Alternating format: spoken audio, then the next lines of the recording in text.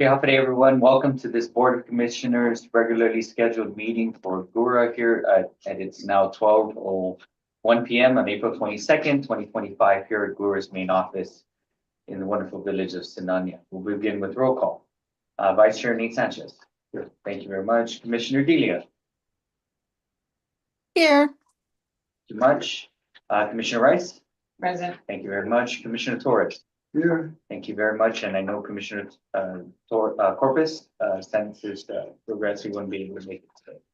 Okay, thank you very much. We have a quorum, so we're going to proceed with item number 2, the board meeting public announcements, which is located in your packet. First printing on Tuesday, April 15th, and the second printing on Sunday, April 20th. Okay, everything seems to be in order. And President, we'll move on to item number 3, approval of previous board minutes of April 8th, 2025.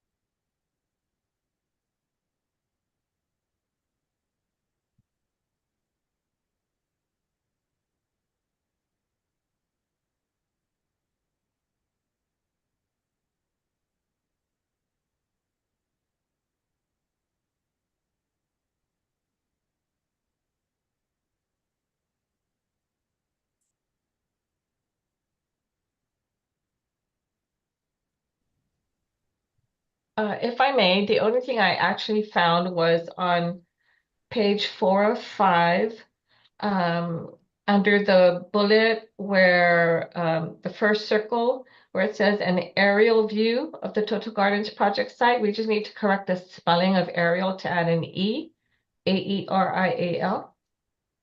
That's all I have. Thank you very much. So noted.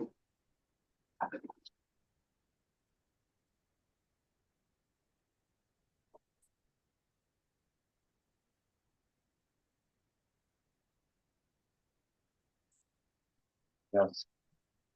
If not, making a motion to approve. Make a motion to approve the minutes of April 8th, 2025, Subject to corrections. subject to correction. Okay, thank you very much. We have a motion on the floor to approve the minutes of April 8th, 2025, subject to correction. May I get a second? Second. Thank you very much, Vice Chair. For the second, any further discussion? No. Hearing and seeing none, may I call for the vote. All in favor, please say aye, raise your hand. 1, 2, 3, 4, 5. Thank you very much. Motion passes unanimously. Minutes approved. Moving on to item number 4, new business, intent to award. IFB GHURA-25-005, security alarm monitoring and after hours answering service. Madam Executive Director, the floor is yours. Thank you very much, Chairman. Intent of award, IFB GHURA-25-005, security alarm monitoring and after hours answering services. Bid opening for the subject project was held on March 21st, 2025 at 10 a.m. A total of 7 bidders registered for the bid and were given bid specifications, of which 2 submitted a bid. Listed below are the results of the bid submissions, which were opened and read out aloud publicly. Vendor number 1 was G4S Security Systems, Guam Inc., with a bid bond of 15% of the total bid amount. They were awarded for bid number 1, $2,880 annually at a 3-year term, totaling $8,640. And then they were awarded number 2 of the bid, which is $2,880 annually at a 3-year term for a total of $8,640, so that the total bid amount was $17,280. Vendor number 2 was Secure Safe Solutions, LLC. They had a cashier's check of 15% of the total bid amount.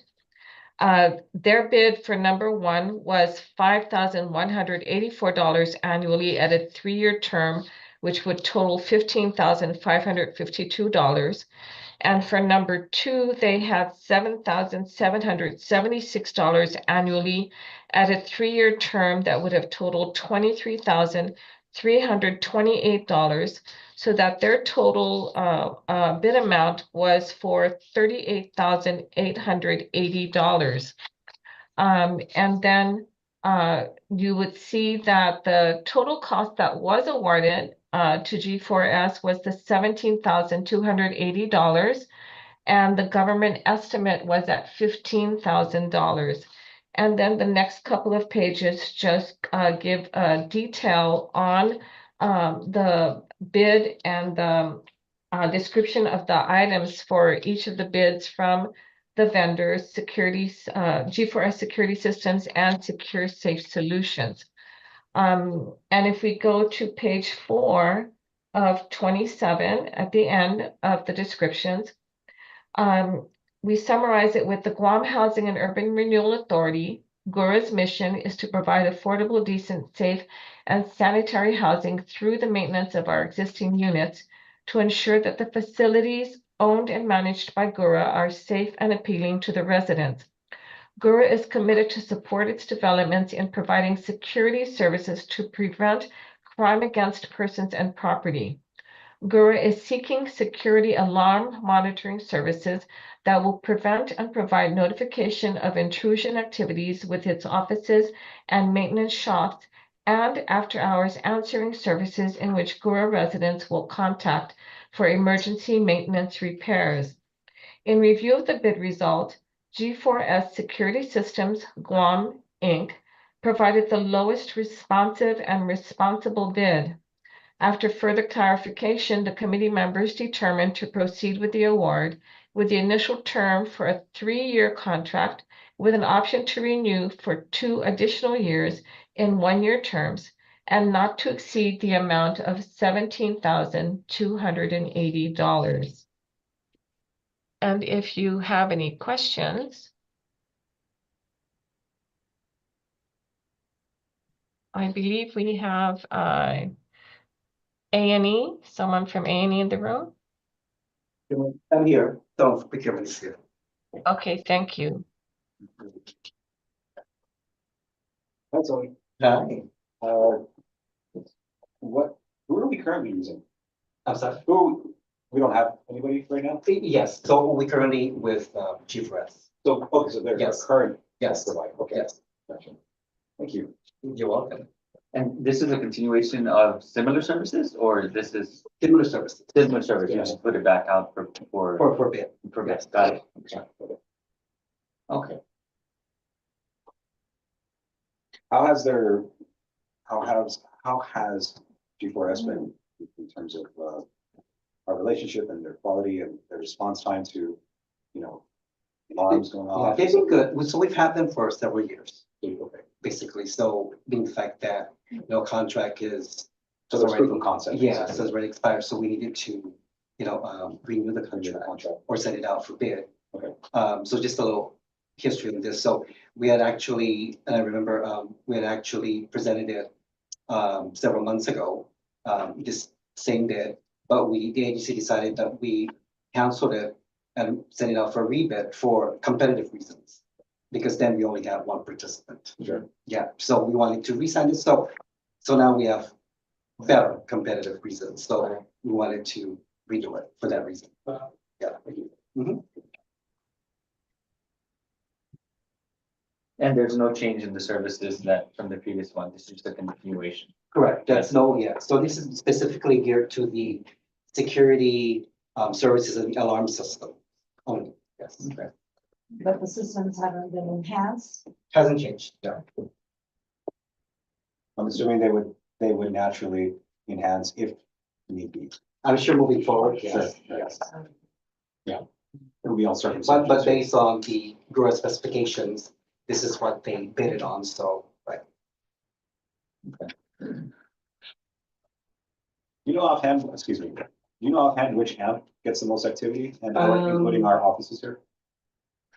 I wish I could answer your question. Sure. I was hoping somebody from the AMPS would be here, but I'm sure that, I can't answer that question on that activity, but I'm sure that it's consistent for all the other apps, right? Okay. Yeah, whenever they need the services.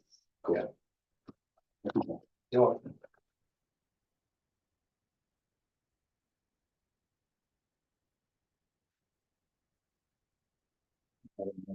Richard, do you have any more questions? No, Okay. that's a good question. Okay, if not, then may I get a motion on the floor? Chairman, I make a motion to award intent of award IFB GHURA -25-005 security alarm monitoring and after hours answering services to G4S security system. And that will basically provide the lowest response responsible for bid after further clarification committee members determined to proceed with the award with the initial term of 3-year contract with an option to renew for 2 additional years in 1-year terms and not exceed the amount of $17,280. So noted, the motion on the floor, may I get a second? I'll second that. Okay, thank you, Commissioner Wright, for the second. Any further discussion? Right, hearing and seeing none, may I call for the vote? All in favor, please say aye, raise your hand. 1, 2, 3, 4, 5. Thank you very much. Motion passes unanimously for intent to award IP GHURA -25-005 G4S. Thank you very much. Moving on to item number 2, change order number 2. IB GHURA -24-12, the rehabilitation of the Bradley Building. Madam Executive Director, floor yours. Thank you, Chairman. Change order number 2, IFB number GHURA -24-12, rehabilitation of the Bradley Building. And this is addressed to Mr. Kim, the contractor. In connection with your contract dated October 22nd, 2024 for the rehabilitation of Bradley Building, the following change order in accordance with Section 28 General Conditions of the Contract for Construction shall be amended to include the added charges. Provide all labor, materials, supervision, transportation, and equipment for the complete construction and installation according to the contract plan specifications and described scope of work for the additional items listed below. Subject to the conditions hereinafter set forth, any equitable adjustment of the contract price and the contract time is established as follows.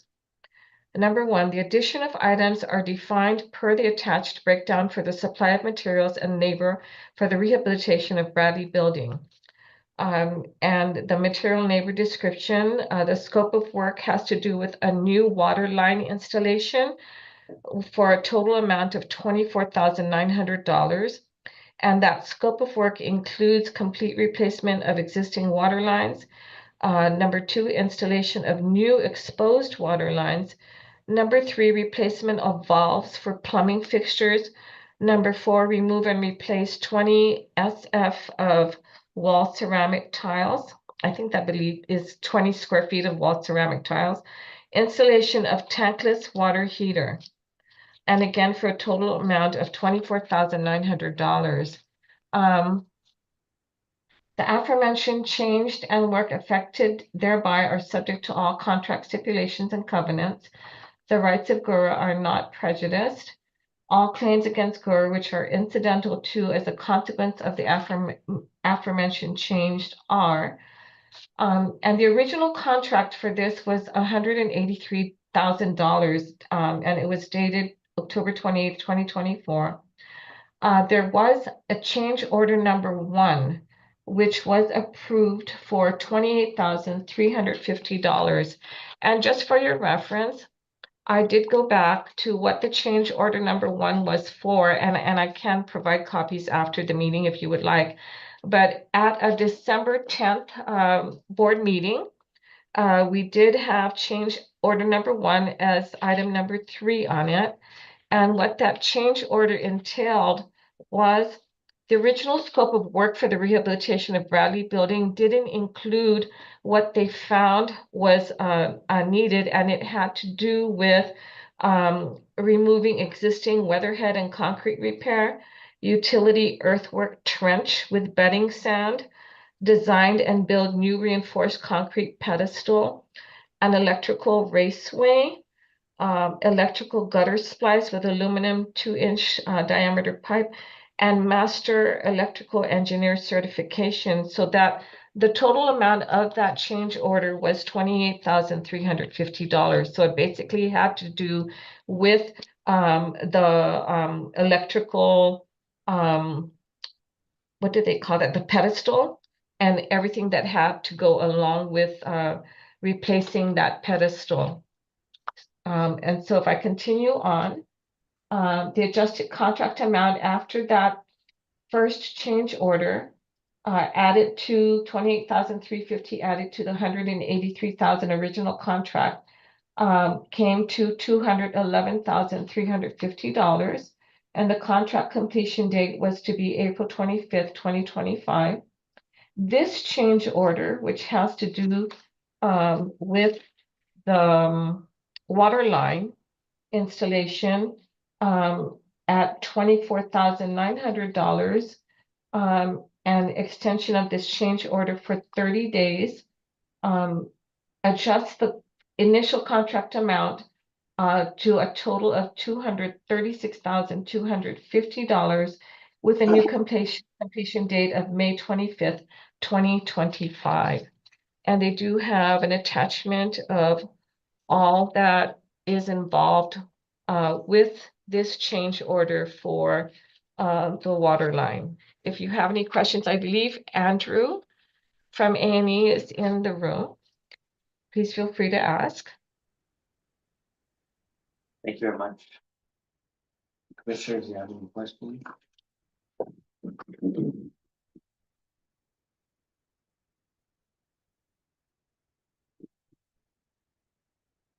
I guess just a general question, Andrew,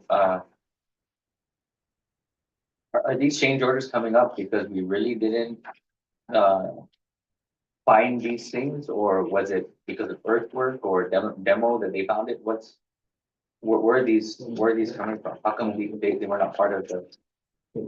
Commissioner, so what it is with the electrical issue, this building was old and there was a lot of debris on the side of the walls and vegetation was growing, so we weren't able to see the electrical part of this building completely. And when they cleared that up, then that's when we were able to see what needed to be done. And the issue that we also had was we had to build a pedestal in the front of the building, because actually the GPA power line went across. I remember that. Yes, and so because that was unsafe and we didn't want to be liable for that, we had to change that and we had to relocate the meters. So that was for the first change order. The second change order is actually the water lines, and when they turned on the water lines, there was leaks inside the building. And that's because we weren't able to see what was inside the walls at the time to see if the pipes were still good. And so that's why this change order came up. And we wanted to make sure that when we fix it, we fix it completely. And this is a complete replacement of all existing water lines. Yes. But it says it's gonna run exposed, right, or something? Yes, the new water line is gonna be, Surface. yes. So we're gonna abandon the old one. So that we don't have to break wall or break, chip floor. Abandon the existing that is below the ground. Anything above ground is gonna be gutted out and, disposed. Yes, it's a good thing that you did provide photocopies. So we can see the extent of the damages and the wear and tear of the water system. And being that building is going to house our documentations, we don't want any flooding to go into the unit itself. Very good. Yeah.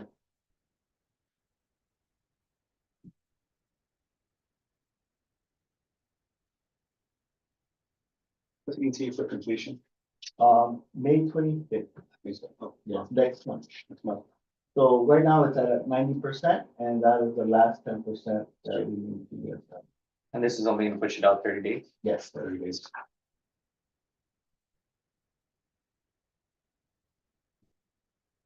And with all these new tankless water heaters and whatnot, we're sure that the electrical will hold? Yes, yes. Yeah. Yes, we've been upgrading. In case you forgot what the Bradley Place building is, that is the building that we acquired to have as our storage facility for all our records instead of having them at various different places that we're paying to store them at. So it's almost completed. I think our next meeting, what we can do is provide you pictures of the completion. It even has a fence to make sure that the building is secure because down in that area, it's right behind Chodi's. Before rehabilitation started, there were people that were just dumping their cars, dumping trash, and then we had squatters. So there was a whole lot that had to go into this building. And the initial scope of work didn't assess that the water line and the pedestal would be issues until the contractor actually went in and did a lot of demolition, et cetera. You actually brought up a good point. I mean, with regard to the fence, are we having plans for any video surveillance or remote monitoring for the site? Actually, we are going to look into that because I don't think the fence will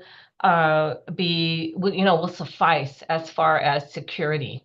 So we are looking into that. And well, actually, when you see the fence, it has these barbed barbed on the top of the fence. So it kind of almost looks like the Department of Corrections fence line. Yeah.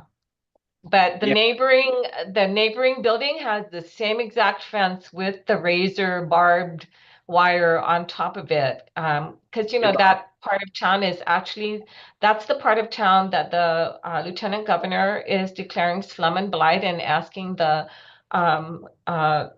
property owners to take care of their buildings. Because right across the street from Bradley Place is where the government purchased a transitional apartment building that's almost completed for occupation, for those that need transitional housing. Okay. Yeah, I'm gonna insist that we accelerate the acquisition of those cameras and remote monitoring for that site, especially if they're gonna house our documents and records, right? We wanna make sure Yes. that we protect them. We plan to do that before we move all the files that we're storing there into the building. Okay, perfect. All right. Also, Now that- in line with that monitoring, because usually they have like smoke detection systems, right? Because if you're gonna have documents, fire, it's very, Yes. real, I like what was that went up in flames, where that stored a lot of documents? Harlan, Oh, yes. Do it warehouse. Then they went, yeah. So I think they included with that alarm and monitoring system where they have smoke detecting. Yeah. But Yeah. isn't that a requirement now from Public Works that Yeah, all yes, buildings have fire? and- the fire, Yeah. alarms, yes, well, it's already in there. Smoke detectors are in place. Okay. But, and how about fire suppression, No, we don't have it. fire extinguishers, or? There is fire extinguishers, but like sprinkler, they're not. Okay. All right. Any other questions? If they're not making a motion on the floor.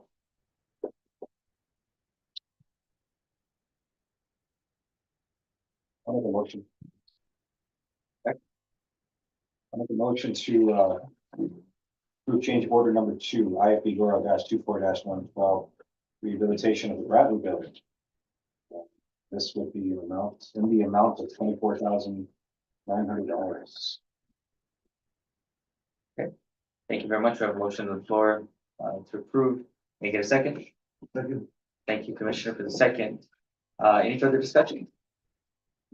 No. Hearing and seeing none, may I call for the vote. All in favor, please say aye. Raise your hand. 1, 2, 3, 4. 5. Thank you very much, Commissioner Delia. Motion passes for change order number 2 unanimously for IFB GHURA -24-12 for the rehabilitation of the Bradley building in the amount of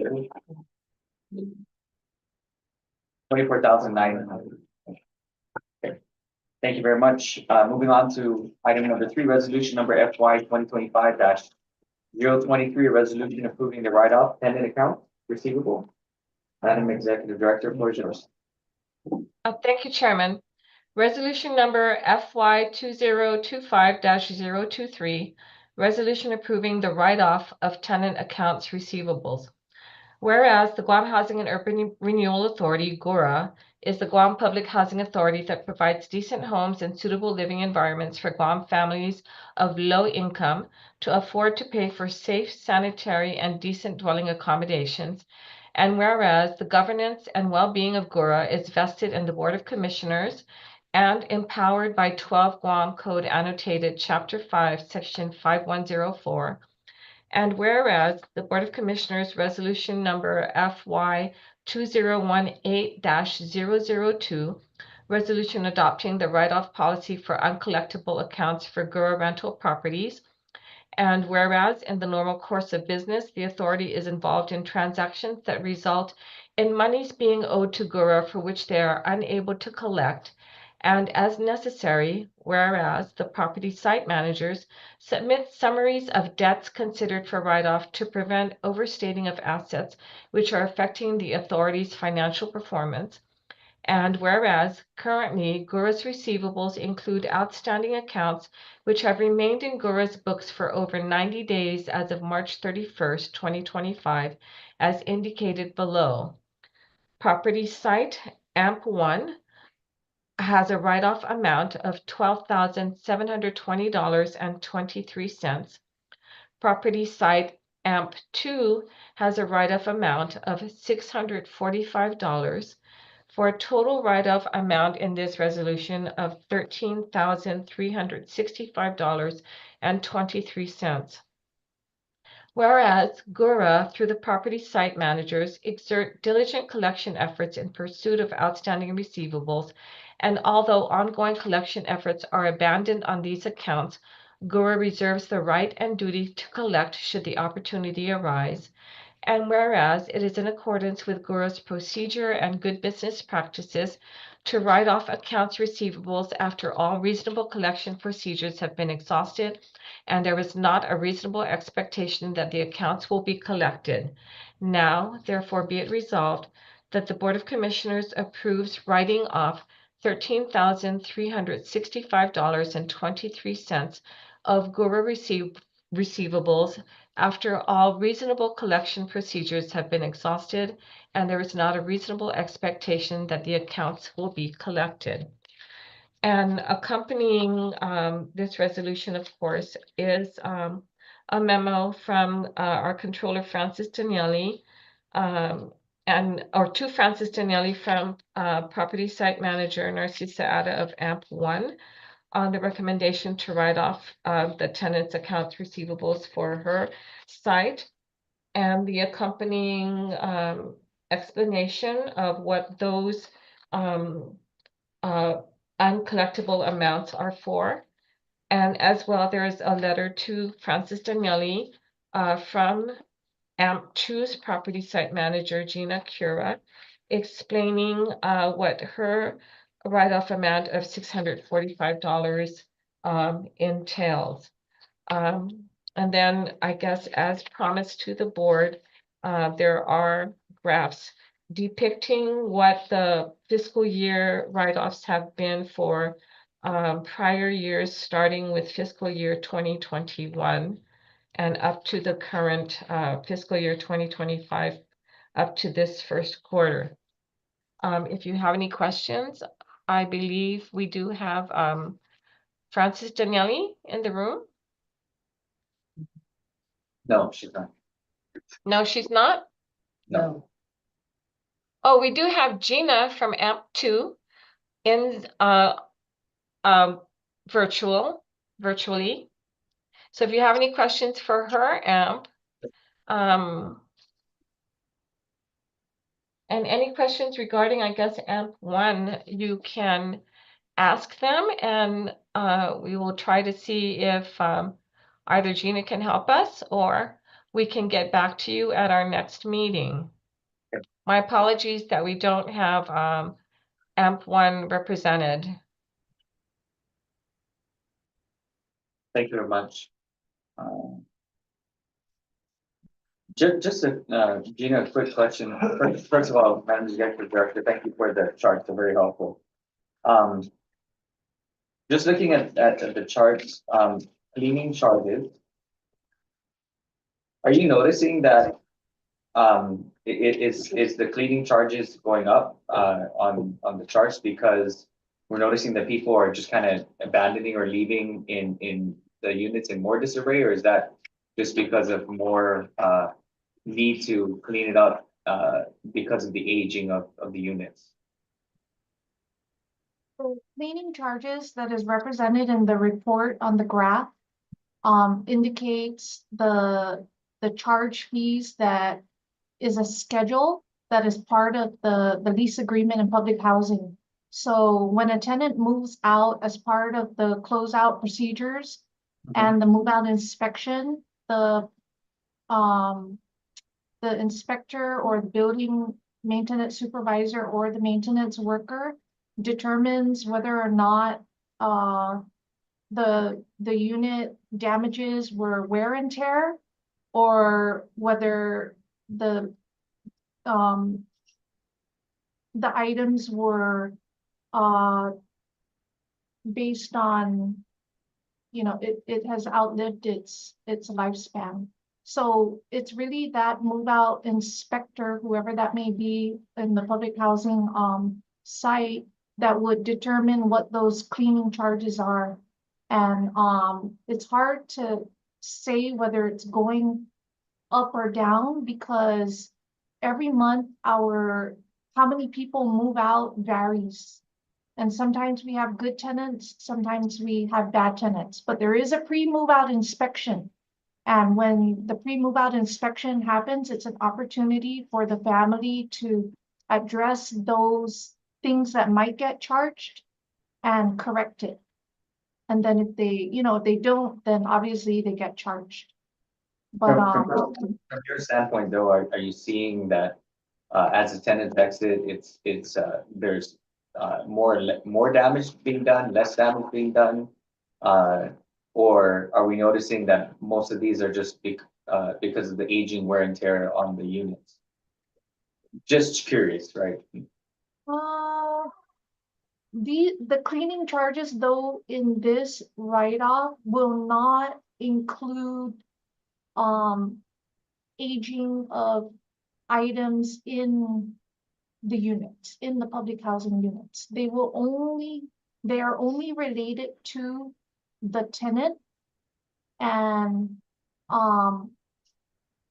the fee schedule that states that like if they damage a refrigerator, there's a price for that. If they damage what could it be? Tiles, it's associated with a direct charge, but sometimes you could have, like, if 5 people move out, 4 tenants have no charges, and then you could have one really bad tenant that left the unit in a really bad state where we have to even call in contractors to come pick up the trash and whatever is left behind. And then that charge alone could be a significant amount. So when we come to write off, it could just be that one bad tenant, or in another example, you could have 5 tenants moving out and then they all have charges for certain things. But these charges are all related to the condition of the unit at the time that that tenant vacates the unit or abandons the unit, whichever it is, by force or by, I thank you very much.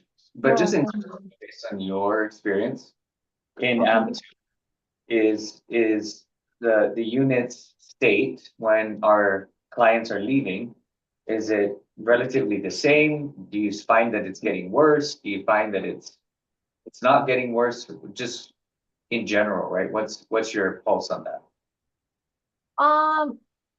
If I have to answer that, and speaking on behalf of AMP2, which is, inclusive of Jotnia, Talipopo, and Inarahan, I would say that the it's getting worse. People don't want to take their stuff with them and they're leaving the unit, in a pretty bad shape. Where you could also see that reflected is in other reports when you see how long maintenance takes to turn that unit around to bring it back to for us to be able to lease it out. So if the turnaround time of a unit from our maintenance guys is between 1 to 3 days, you know that tenant left the unit in a good condition. If it's longer or the unit even goes past 7 days, you know that the tenant left the unit in a pretty bad state. If we are referring the unit for modernization, that is where you know that the condition of the unit itself and the items inside the unit have reached their time and need to be upgraded or replaced. Thank you I very don't much. even know if I went around that question, but Right. No, you answered it. Thank you. Okay. Thank you. That was, yeah, I was just curious, right, as to what's the state of our units when people leave nowadays as it compared? You answered it. Thank you. Commissioner, do you have any other questions? No? I think this one's pretty standard. Okay, so may call for the motion.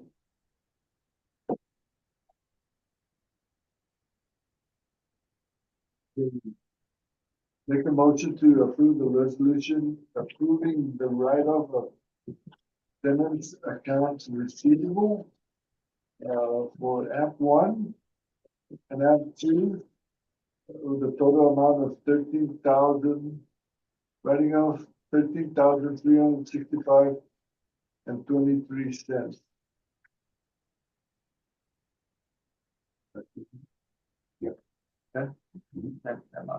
Okay. Thank you. We have a motion on the floor. May I have a second? I'll second. Thank you, Vice Chair, for the second. Any further discussion? No? All in favor, please say aye. Raise your hand. Then I see it. 1, 2, 3, 4. Thank you, Commissioner Delia. Motion passes unanimously for resolution number FY 2025-023 for the resolution approving the write-off tenant accounts receivable for AMPS 1 and 2. Thank you very much, Commissioners. Moving on to item number 5, Executive Director's Report. Madam Executive Director, floor is yours. Thank you, Chairman. As you notice, the Deputy Director has joined us, and I would like for him to give you an update on the phase 1 of his the CDBG-DR funding plan that he oversees. Thank you very much. And thank you to Gina. Great. Thank you, Gina. Okay, All right, Mr. Didi. half a day, commissioners. So an update on where we're at. We're still in phase 1. We're still on target to publish the draft action plan for public comment beginning May 1st. We'll run it longer than the 30-day period to June 2nd, so we'll get it through the weekend for additional public comments. As you may know, we've conducted 6 town halls and many stakeholder engagements, telling people about the program, soliciting input in advance so we can start incorporating that feedback and that those identified unmet needs into the initial draft of the action plan. And we got a lot of good feedback. In particular, things we weren't clear on was the express need for homeowner rehabilitation, right? There's still families that are still displaced from the storm that haven't been able to move back. For structural reasons, one or another, they weren't eligible for the temporary roof replacement to make their homes habitable. So that information was very good. That's going to definitely be one of the main programs that we're going to run on the housing side. Some other good input that came in were there are still households out there that have not cleared storm debris from their personal private properties, particularly because these are either mananku or persons with disabilities. So, there's been a lot of good feedback there. Of course, there's been a lot of input for more housing construction, public facilities, investment in various public facilities, those we anticipated already. So we're still soliciting feedback. We have, based on clarification on an updated universal notice provided off the top of my head, March 19th, We will be holding an additional 3 public hearings once we publish the draft action plan, and those will be for people to provide additional comment, ask questions on the draft action plan itself. At the conclusion of the public comment period, we'll look at what comments came in, assess whether we need to make any adjustments to the action plan. And then the plan is to submit to HUD by around June 15th. The deadline is actually June 20th to get the action plan to HUD. We're estimating, if all things go smooth, within the 45-day approval period, approval around towards the end of July. Concurrently, and thank you for your support, we've been moving towards getting ready to try to get through phase 2 as quickly as possible, which is HUD analyzing and reviewing our capacity, our certifications, our ability to manage and run the grant. In terms of compliance side, we know we have the skill set, we have the knowledge in-house. As we've discussed before, we were lacking in the capacity and the actual bodies to execute and move things forward. So, Ms. Kim has been great, really pushing those through. We start our first set of interviews on Friday for the program coordinator 3. We'll move to the program coordinator 2, hire the buyers, and then look at the ones and just keep on conducting those interviews. So everybody's going to go through the interview process if they qualified. We received a lot of interest in terms of the applications. I think we're over 100 applications for the various positions. So definitely is a lot and a heavy workload on that, but we want to go ahead and start moving on that so we can get those positions moving. The plan right now is in July to have training. So get all the program coordinators on board, get them trained, start putting them even before then, before we have the more formal training provided by ICF, to put them through some of the online trainings on the HUD Exchange to get them familiar. A lot of the focus with the program coordinators, and one of the, at least for the PC3, one of the selective factors were experience with federal grants. So it shouldn't be a big transition for those hired under that requirement. That went with the application process. So we're very excited. Been a lot of late nights working on that action plan to get it out and get that first draft circulated internally before we do the publication. We're still going at it. Yes. How are you handling? How are you physically, mentally? Pretty beat right now. But there's times to really ramp up. Is there And anything that we can do to, in addition to what you already have, to assist you in any way? I think we have pretty much all the components we need, and it's just the structuring and writing. Sure. And Just some auxiliary help if you needed it. Just let us know. appreciate it. I'll probably send a copy for some proofreading, right? Because there are narrative parts, there are data parts. Sure.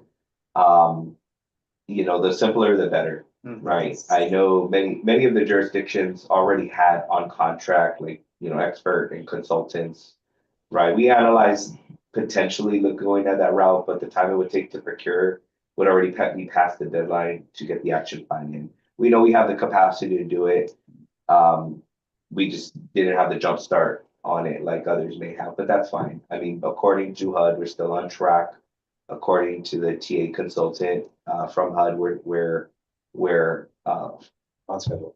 well, they say we're ahead. I don't feel that way, right? Because I don't have the draft complete, but I think those are positive signs. I think we have a good grasp of what needs to be done. It's just the execution part of it. Yeah. Yeah, but the vice chair is right. If we can help, right? Please let us know. Absolutely. Because it's such a daunting task. And, we can only imagine. Timeline is tight. Yeah. It is. I think we'll get to, I feel pretty good. We'll have 90% done. So some initial reviews from some of the HUD TA folks that are assisting us, so they can take a glance at it, provide any input on that, and then fine tune anything we need before the first. Again, it's a draft that's going to go out on the first for public review, and then they'll have their opportunity to look at it and ask their questions as well. There's some just very HUD specific things in terms of the formulas, the data points that they're looking at. So we just have to gather that information and not necessarily make our case because the money's already been allocated to Guam, right? It's just gonna make the case on how we're going to allocate it, right? It's an implementation part. Yeah. Okay. Good. May 1st? May 1st is the publication Start. date. Publication date. Yes. And I don't have any more questions. Commissioner, do you have any other questions? No. Commissioner Edina, do you have any other questions? No? Okay. Thank you very much. Thank you for your. All right, thank you for the update. Edina. Thanks, Judy. Appreciate it. Okay, Madam Executive Director, anything else on? I think You're the only other thing was, I wanted to put a plug in for, GHURA is very much a part of the Guam Homeless Coalition.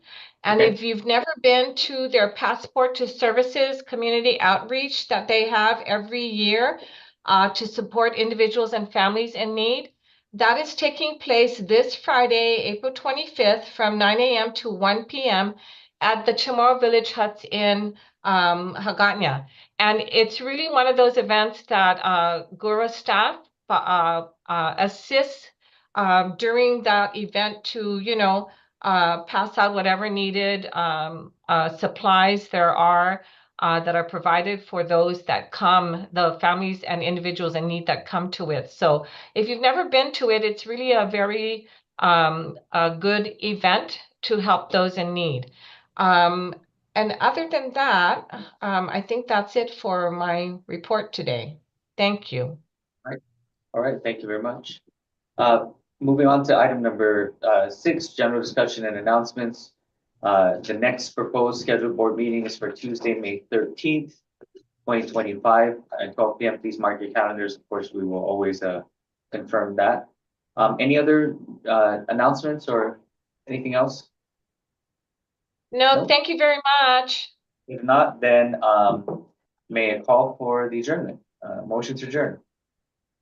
Chairman, I'll make a- Make a motion to adjourn. Okay, make a second. Okay, thank you very much. Second, anybody opposed? No, hearing none. The meeting is called at 12:48. Thank you very much, commissioners. We'll see you next month. Thank you. Bye. We're always making a motion.